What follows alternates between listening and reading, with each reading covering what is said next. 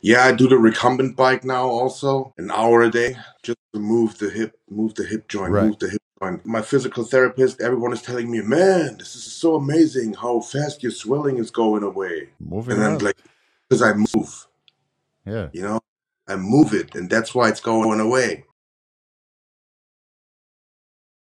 Because, I just got the other hip replacement Mm-hmm. 2 weeks after, no, actually, I think 10 days after Japan. So 10 days after the Mm-hmm. last show, I Right. got the right hip replaced finally. Mm-hmm. And now that was today's day 13 Okay, 2 weeks, right. after the surgery, or day 12. Day 12. Today's Mm-hmm. day 12. And I'm just, I don't know. It's going great. Mm-hmm. Awesome. Okay. The recovery is going awesome. I've already Right. been in the gym numerous times. I've trained legs twice Oh, already. oh wow, okay. Holy shit. I've even done Good stuff. hack squat, Uh, Smith machine squat, all that, everything works. Even okay, light, good. light RDL deadlifts, just Mm-hmm. one plate aside, just to fill it out. Yeah, right. Light, get a little bit Uh, of pump. and now I don't know when, because next time I want to show up better, of course. Of course, yeah, and it takes some time to come back from a surgery like this and then build your muscle mass to an even better point than you had before. How did they go in? I mean, they went in from the side or from the top? From the front, like between the lateralis and Yeah, the and the intermedius, they didn't hurt anything. They just pushed it separated, apart. right? Yeah, and they told me it took three people to hold my leg and then pull on my leg, and Of course. yeah. Oh my god. How long did it take? Like we were supposed to do our podcast like the day you got out of hospital, but it took so long, right, to clear you and driving Yeah. home and all that stuff.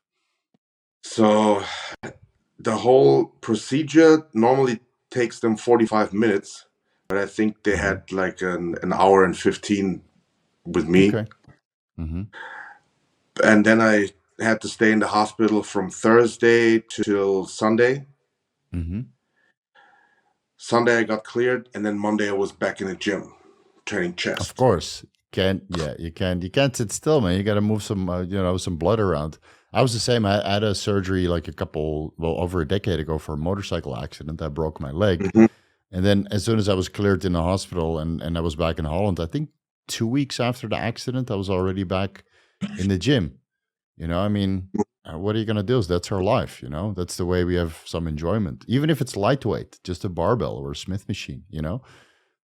Just to be on the schedule, Right. because people, and I will probably be the same way, people get depressed from just lying around and feeling sorry for yourself.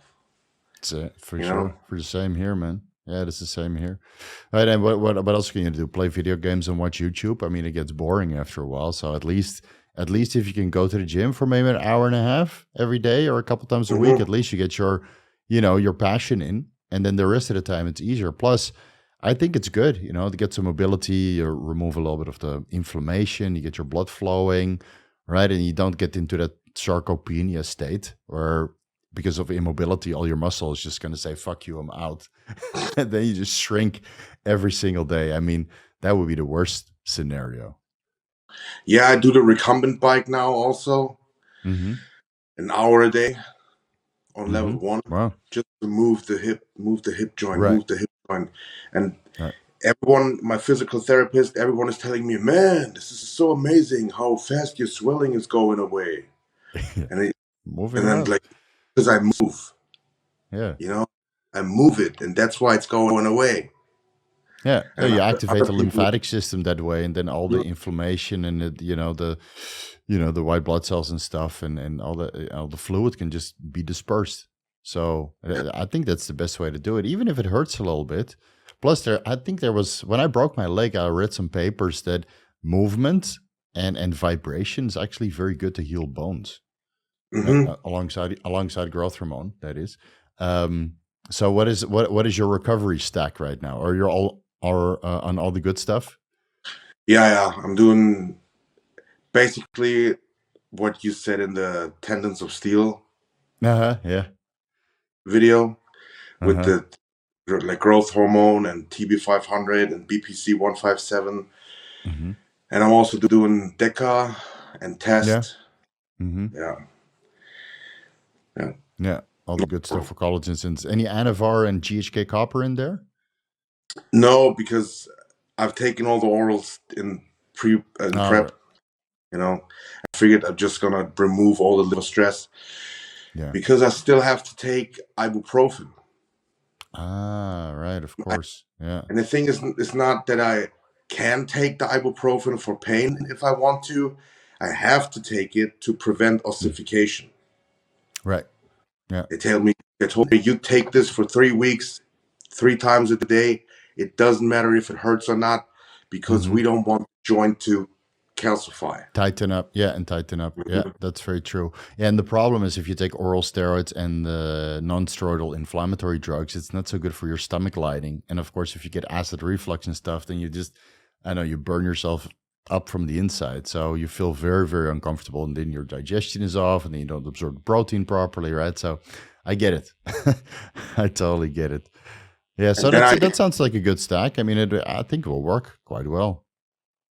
I have a cool doctor. He gave me, diclofenac. Oh, That's diclofenac. Yeah, yeah, yeah. Yeah. diclofenac, but in ampules to inject. Oh, you have a very Yeah. generous doctor. That's not easy to come by. He said like, you obviously know how to take an injection yourself. You look like Like, you know how to inject.